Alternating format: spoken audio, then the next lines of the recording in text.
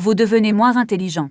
Pas d'une manière évidente, pas d'une manière que quelqu'un remarquerait lors d'une conversation informelle ou lors d'une réunion de travail. La paire est lente, presque imperceptible, comme une usure silencieuse qui se produit jour après jour. Et le plus effrayant, c'est que vous en êtes la cause vous-même, sans même vous en rendre compte. Ce sont des habitudes si courantes, si incrises dans la vie quotidienne moderne, que toute question à leur sujet se heurte à des justifications automatiques.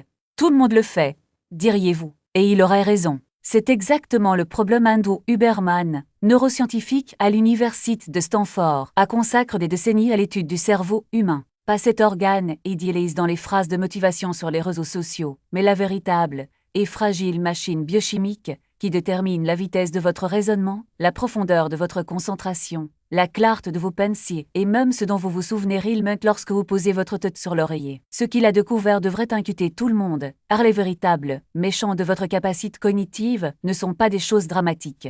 Ce n'est pas une question de drogue, de traumatisme ou d'héritage génétique. Ce sont des habitudes. Ce parchemin avant de se coucher. Le premier regard sur votre téléphone portable dès votre réveil. La façon dont tu manges. Le manque de mouvement. Le bruit que vous confondez avec une connexion humaine. Chacun de ces comportements agit comme une fine lame, presque invisible, mais qui, au fil des années, creuse de profondes rainures dans vos circuits neuronaux. Un jour, vous regardez en arrière et vous vous demandez quand vous avez perdu votre agilité mentale, quand vous avez cessé d'être qui vous étiez à la fin de cette lecture, vous comprendrez exactement comment vos rituels quotidiens reconfigurent chimiquement votre capacité à penser.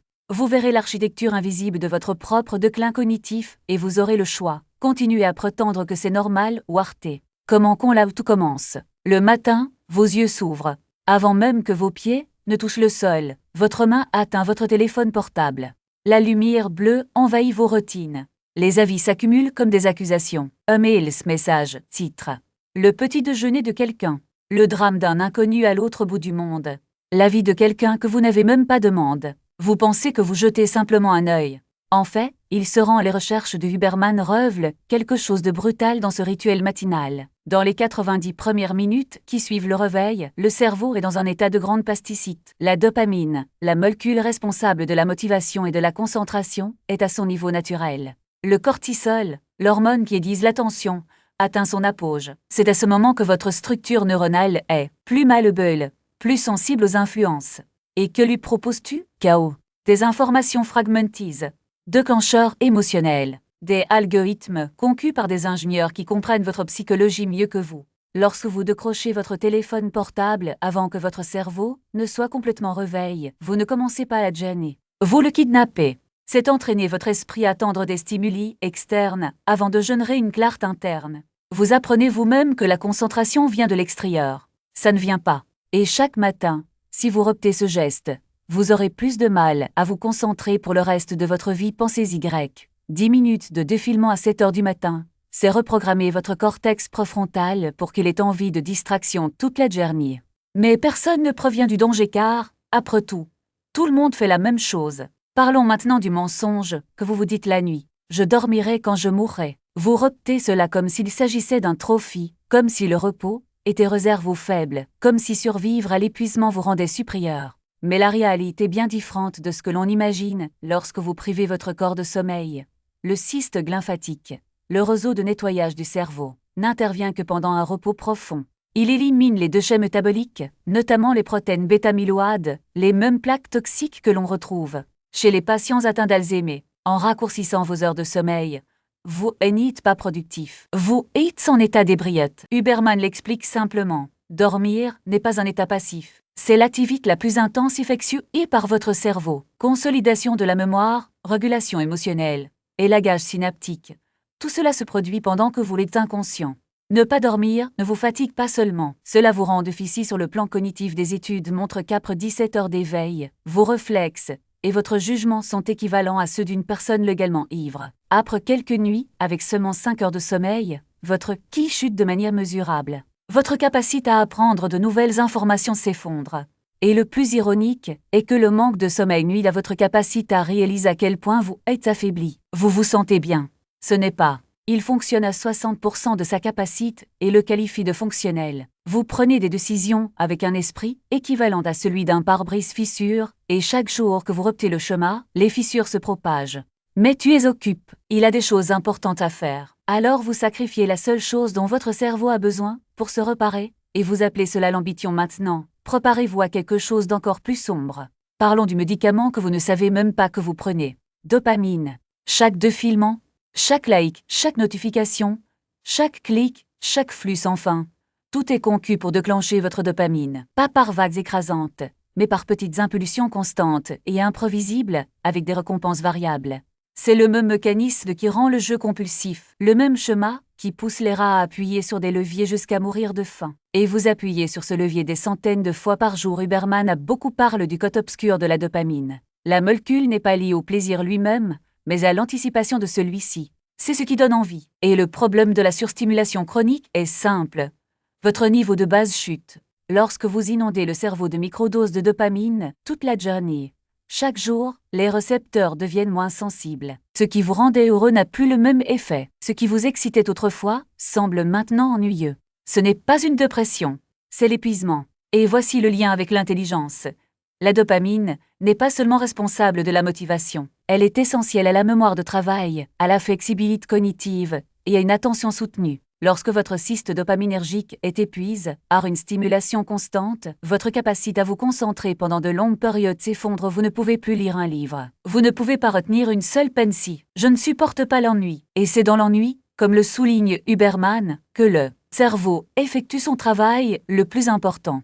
Créativité, résolution de problèmes, vision profonde. Tout cela émerge dans des espaces vides, dans des moments de niente. Mais vous avez éliminé ces moments. Il a rempli chaque vide avec du contenu, chaque silence avec du bruit, chaque pause avec un coup sec pour rafraîchir l'écran. Maintenant, vous vous demandez pourquoi vous vous sentez vide, pourquoi rien ne vous satisfait, pourquoi votre esprit ressemble à un navigateur avec une centaine d'onglets ouverts et sans rame pour exécuter quoi que ce soit. Et il y a encore une chose que presque personne n'admet. Vous n'êtes pas multitâche. Cela fragmente simplement votre attention. Chaque fois que vous passez d'une activité à une autre, d'une application à une autre, d'une conversation à une autre, votre cerveau en paie le prix. C'est ce qu'on appelle un résidu d'attention. Une partie de vos ressources cognitives reste liée à la tâche précédente, même si vous avez déjà changé d'orientation. Le résultat, vous n'êtes jamais pleinement preuse nulle part. Il pense toujours à moitié à autre chose. Votre capacité de traitement devient superficielle. Votre capacité à retenir des idées complexes s'affaiblit à chaque échange. Et le travail de Huberman montre que ce que révèlent les travaux de Huberman sur ce phénomène. La région du cerveau la plus exigeante en énergie est le cortex préfrontal, responsable du raisonnement, de la prise de décision et de la maîtrise de soi. C'est le premier quartier à se vendre. Et chaque fois que vous la forcez à changer de contexte, vous épuisez sa batterie mentale plus rapidement. À 2 heures de l'après-midi, vous êtes déjà épuisé sur le plan cognitif, non pas parce que vous avez travaillé dur, mais parce que vous avez travaillé de manière dispersée. Les gens qui bâtissent des empires, qui écrivent des livres, qui résolvent des problèmes importants, ne font pas plusieurs tâches à la fois. Ils prôtent leur attention comme si elle était sacrée, parce qu'elle l'est. L'attention est la ressource rare dont vous disposez, et vous la distribuez en fragments toute la journée, chaque jour, à celui qui fait chatouiller votre portefeuille. Parlons maintenant du corps que vous avez ignore. Vous passez des heures, des jours, des années assis. Dans la voiture, au bureau, sur le canapé. Externalisation du mouvement vers des machines. Et vous pensez que les dégâts sont simplement physiques. Ce n'est pas. La recherche montre que le mouvement est directement lié à la fonction cognitive. L'exercice, même la marche, augmente le flux sanguin vers le cerveau, régule la production de BDNF, qui agit comme un engrais pour les neurones et améliore la neuroplasticité, la capacité de votre cerveau à s'adapter, à apprendre et à grandir. Lorsque vous ne bougez pas, vous ne devenez pas seulement plus faible. Cela devient de plus en plus lent. Votre cerveau est privé des signaux dont il a besoin pour s'optimiser. Vos neurones deviennent moins efficaces. La consolidation de la mémoire en souffre. La régulation de l'humeur échoue. Pourtant tu te dis que tu n'as pas le temps, mais vous avez le temps de faire défiler les flux pendant 3 heures d'affilée. Vous avez le temps de vous gaver de contenu qui vous laisse plus vite qu'au début. Vous avez du temps pour tout, sauf pour la seule chose qui ferait vraiment mieux fonctionner votre cerveau, le mouvement. Non pas parce que c'est moralement bon, mais parce que c'est chimiquement essentiel. Et voici ce que personne ne veut entendre. Le stress ne vous tue pas. Du stress sans récupération, oui. Un certain niveau de stress est nécessaire. Il l'aiguise.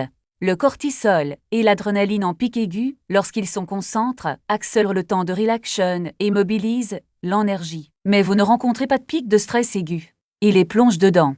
L'actualité, l'économie, Les algorithmes conçus pour déclencher la peur, parce que la peur vous fait défiler. Le travail qui ne finit jamais, les relations qui drainent votre énergie, l'anxiété ambiante que vous prenez pour de la personnalité. Que se passe-t-il lorsque le cortisol reste élève trop longtemps? Cela devient neurotoxique. L'hippocampe, la région du cerveau responsable de la mémoire et de l'apprentissage, rétrécit littéralement sous l'effet d'un stress chronique. Les connexions neuronales s'affaiblissent.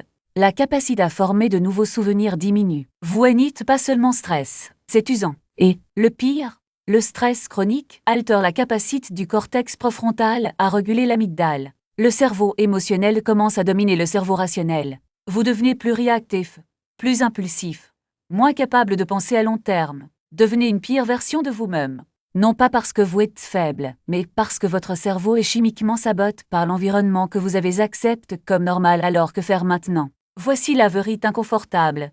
Savoir cela ne change rien si vous n'agissez pas. La plupart des gens écouteront, ressentiront un éclair de reconnaissance et reviendront exactement aux mêmes habitudes qu'ils viennent d'apprendre et qui détruisent leur esprit. Parce que le changement nécessite un inconfort, et le cerveau, en particulier s'il est déjà compromis, choisira toujours la douleur familière plutôt que la libère inconnue. Mais vous n'êtes pas la majorité. Ou du moins, ce n'est pas obligatoire.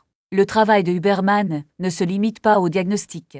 C'est le protocole. La lumière du soleil le matin pour initialiser votre rythme circadien. Cafre porte pour permettre l'élimination de la nausine. Repos profond sans rapport avec le sommeil pour restaurer la dopamine. Exposition du libori au froid pour renforcer la résilience au stress. Bloc de travail cible suivi d'une véritable récupération. Ce ne sont pas des arnaques. Ce sont des fondamentaux. Et ils ne fonctionnent que si vous décidez que votre fonction cognitive compte. Plus que votre confort, que votre clarté mérite d'être proche, que votre futur moi mérite un cerveau qui fonctionne toujours. Voici ce à quoi je veux que vous réfléchissiez. Vous n'êtes pas vos habitudes, mais vous les devenez. Chaque matin, vous choisissez la distraction plutôt que l'intention, vous votez pour un esprit disperse. Chaque nuit où vous sacrifiez le sommeil pour les écrans, vous votez contre votre clarté future, et ces votes s'accumulent, jour après jour, année après année, jusqu'au jour où vous réalisez que vous ne pouvez plus vous concentrer comme avant. Ne se souvient pas des noms, ne peut pas maintenir une idée assez longtemps pour la développer, et il blâmera l'âge. Vous blâmerez la génétique.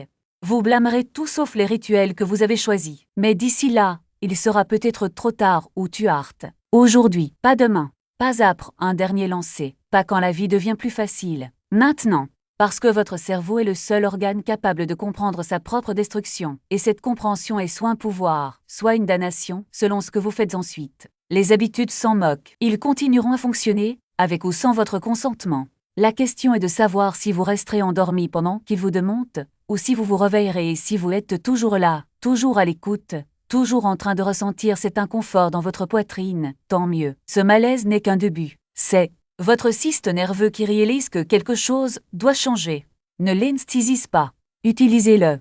Parce que la conscience sans action n'est qu'une souffrance sophistiquée. Et tu n'es pas venu jusqu'ici pour souffrir gracieusement. Il est arrivé pour se réveiller. Alors réveillez-vous.